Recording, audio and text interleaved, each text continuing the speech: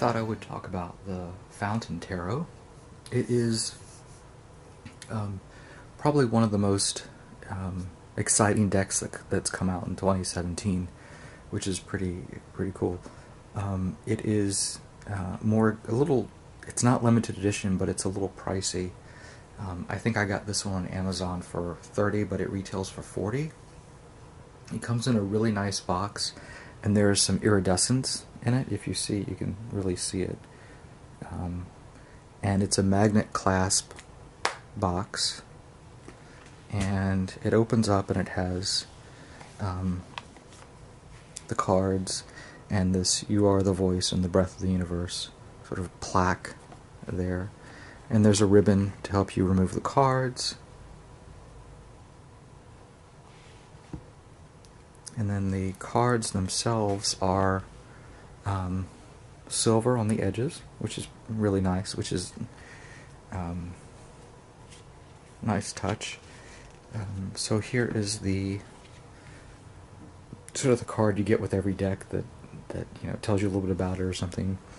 It says, "We hope the Fountain Tarot brings you joy, clarity, and inspiration." The creator is Jonathan Saiz. There's a writer, designer, and publisher. Roost Books. So this deck is from Roost, which I did not know they did tarot, and I looked them up, and mostly it's just random stuff. It could be cookbooks, it could be pretty much anything, and I think they did a really good job with this. The booklet is actually, it has a linen finish on it. It has sort of the artwork, and the fountain is there, and the inside tells you about the cards. And I think it's a well done little book.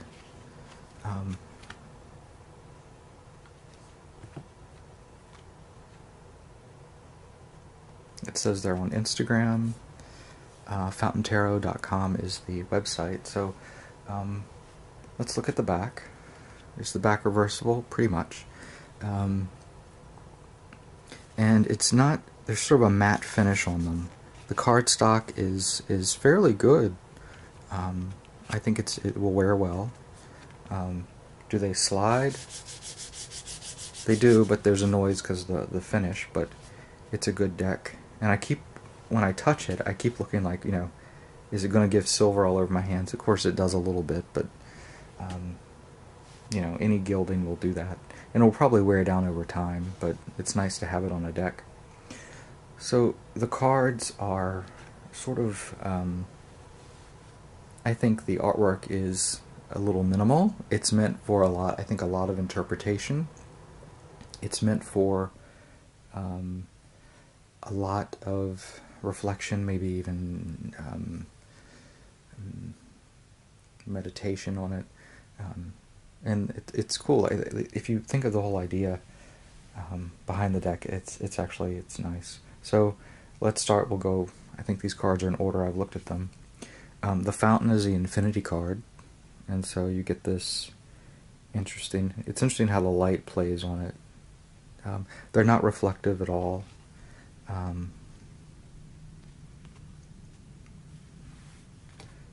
The Fool. The one thing that I initially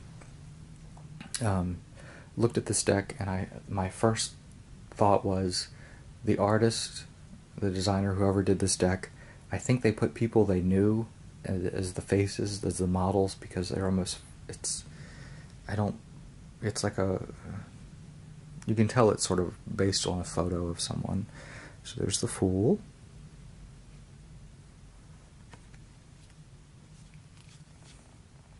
Magician.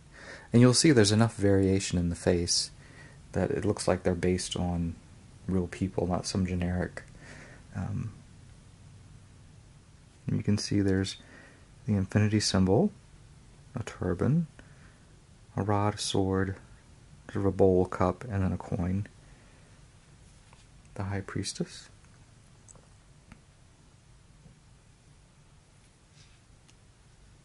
Empress. The Emperor. This looks like some modern Martha Graham dance studio. The Hierophant. The Lovers. You can't tell the gender of this, which is nice. But notice how muted the colors are. Here's one. This is the Chariot. You know, minimal symbols. Justice. The Hermit. This is a really cool card. Usually you don't see the Hermit sort of shining his light on things. But you do in this one, almost like a flashlight.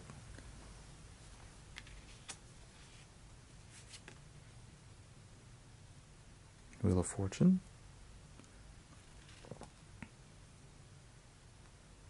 Strength.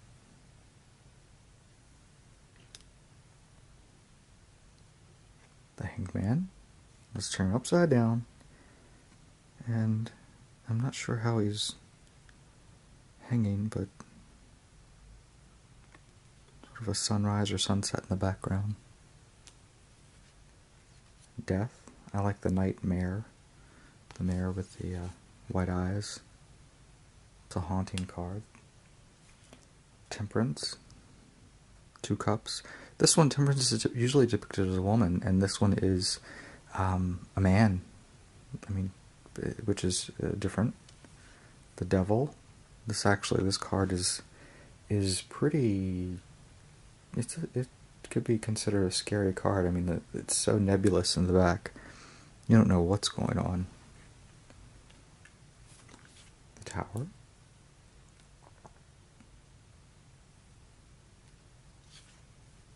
The Star.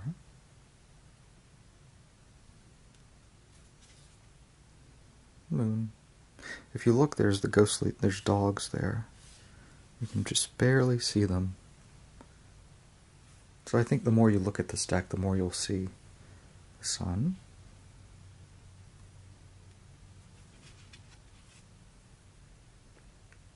Judgment. The World. And that's it for the major arcana. I think they did a great job with the major arcana being sort of open to interpretation, and yet still you can sort of definitely, you feel the tarot, the meaning and all with it. So let's look at the minor arcana. We'll start with the coins, and this is where you can really tell it looks like real people were used in, photos of them were used in the artwork, or painting. They could be painted, I'm not sure. King of Coins.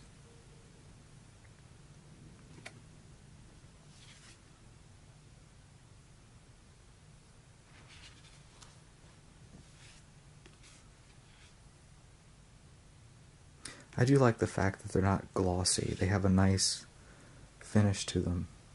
So the cards, they sort of talk as you move them around.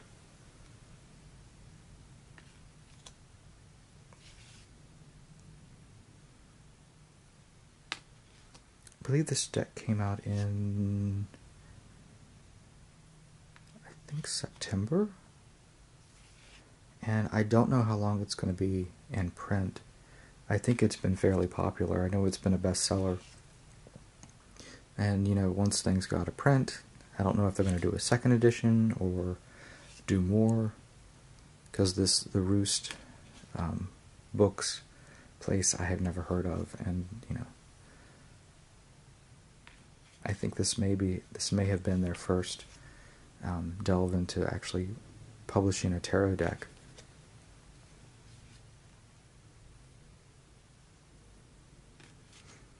In the artwork, the colors remain greens and blues and grays. Definitely a lot of blues.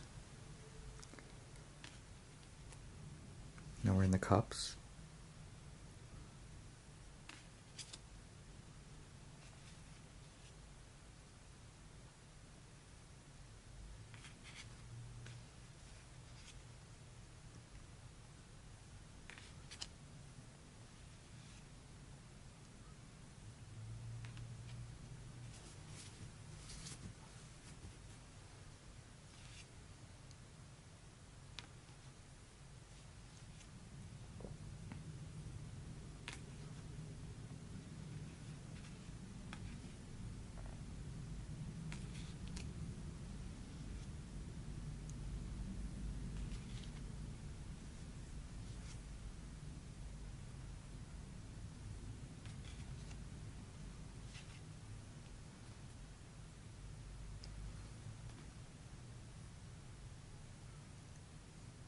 I just noticed the writing here. It says the Fountain Tarot, copyright 2014.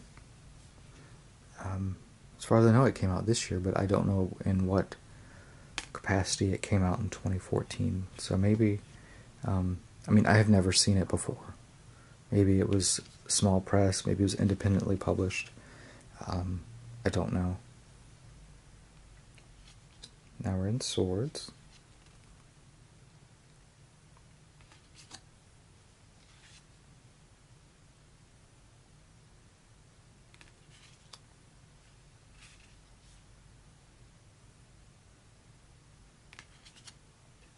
See, here's a good example of, you know, does this person exist in real life? Is it based on someone? Is it, you know, I think it has to be based on someone that they know.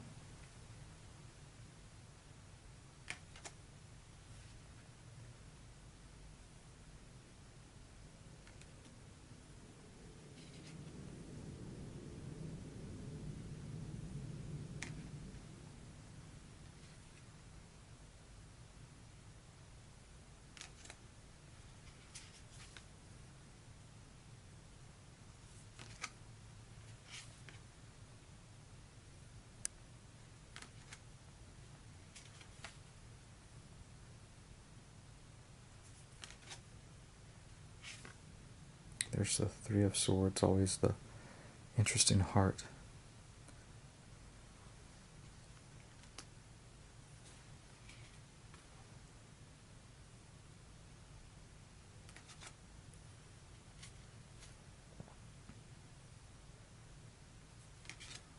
Now we're in Wands.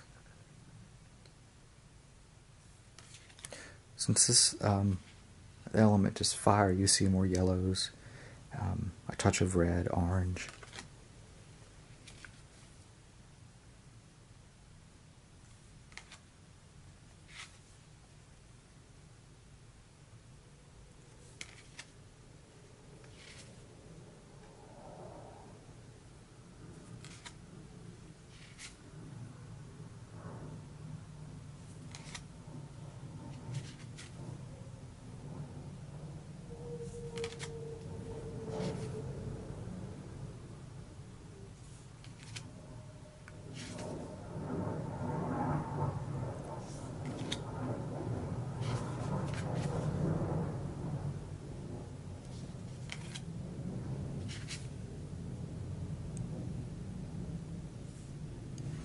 This one's, there's like figures running on a beach, but I love how minimally abstract the cards are.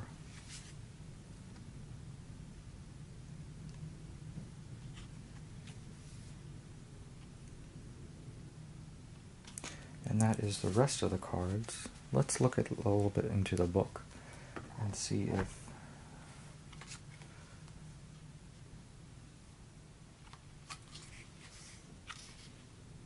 yeah, this says 2017 here, but the cards say 2014. From the creators, a note. Talk about spreads, then the cards, meanings and reversals.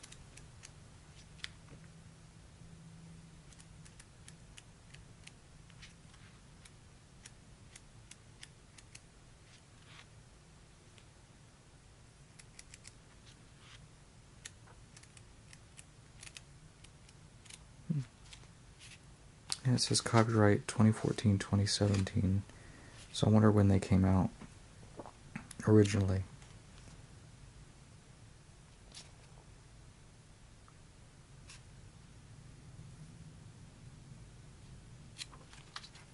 A brief history of the tarot.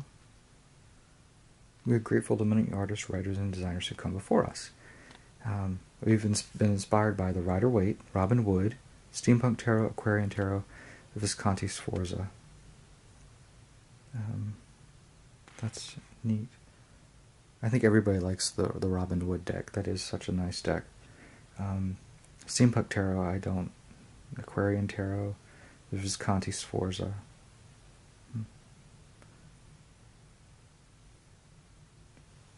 I believe they misspelled Rider-Waite. If you look, they did. R-Y-D-E-R. I don't think I've ever seen it like that. It's always R-I-D-E-R. Yeah. Oh well, they misspelled that. That's okay. It's still a good deck. So I'm going to put this back up in the box. I'll put the card there. Let's look at the back again.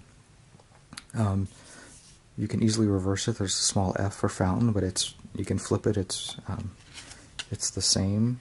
They did a good job with that, so reversal's a little bit easier to deal with. Yeah, it's some sort of prismatic thing. It's nice that it's not reflective and it's not distracting. It's sort of there. The box closes up with a nice snap. The back of the box, it's the promo stuff, Awaken the Questions, You Are the Answer. And then there's the, it says it's $40 that retails for. But yeah, it's a great carrying box. It's very sturdy. I love how reflective it is, but you can see if you get the smallest ding, and I haven't really done much with it, it will show up there. But anyway, that's the Fountain Tarot. It's a very nice deck, and if you really connect with it, I think you'd really enjoy it, because it's just a lovely deck. Thanks for watching.